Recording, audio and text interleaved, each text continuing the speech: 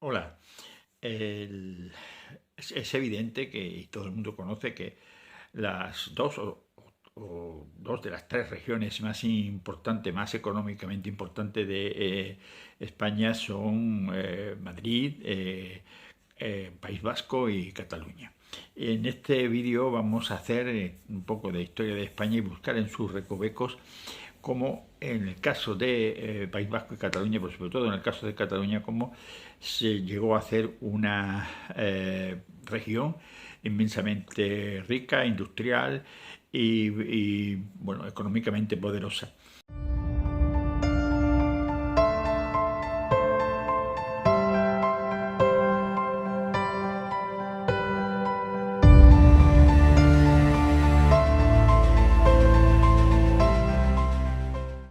Bien, yo creo que hay dos o tres cuestiones que nos pueden aclarar por qué Cataluña se convierte en una zona, una región económicamente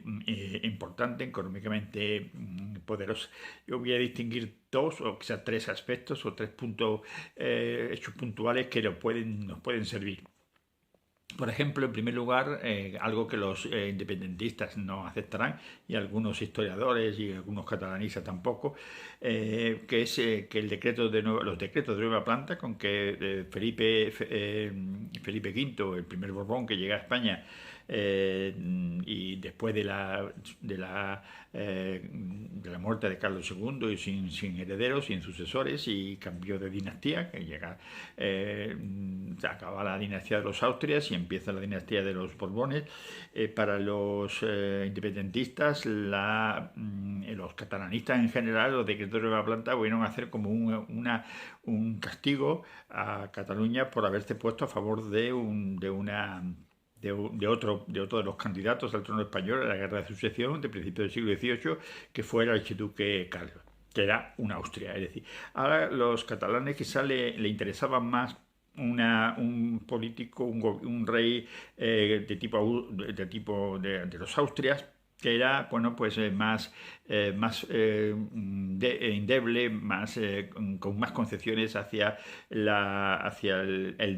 descentralización, es decir, el federalismo que se había creado, algunos piensan que había surgido en el siglo XV con la unión de Aragón y de Castilla. Sin embargo, los decretos de nueva planta no fueron un castigo, fueron una aplicación de una política que los Borbones trajeron a España, una política de tipo pro-francesa. Los franceses eran un centralista, tenían un estado centralizado y el Felipe V pues quería hacer lo mismo, y eso pudo y benefició a la economía catalana de una forma, yo creo que importante, tal y como aparece en muchos estudios que se han hecho, estudios independientes y sin ningún sesgo de tendencia política.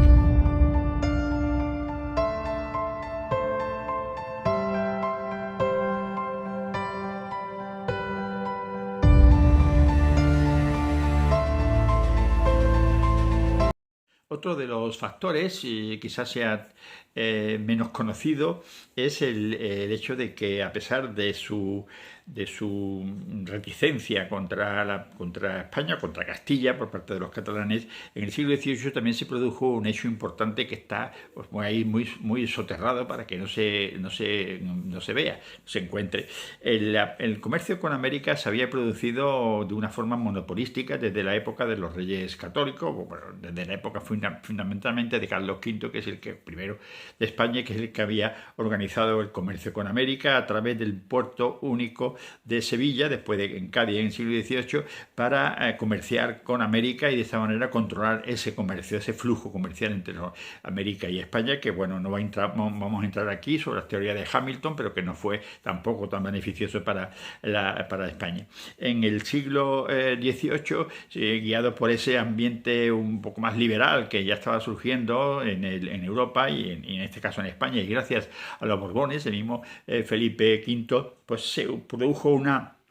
apertura de muchos puertos para su comercio con América. Ya no solo se podía comerciar desde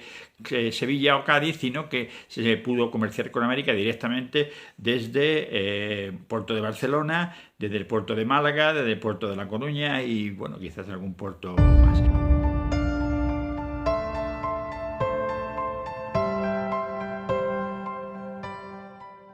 Fue abrir esos nuevos puertos y a partir de ahí Barcelona pudo comerciar directamente con América. Y eso fue un factor importante, porque además se estableció una gran colonia de catalanes en América y cuando se produjo la caída del Imperio Español en América, la independencia de los países americanos, quedaron unos puntos de gran importancia comercial todavía, como fue Cuba o Puerto Rico. Y en Cuba los catalanes tuvieron una gran presencia en la propiedades de los ingenios de azúcar y bueno, esquilmando en cierta manera los bosques cubanos y sacando todo el provecho con un sistema colonial totalmente feroz. Y cuando terminó ese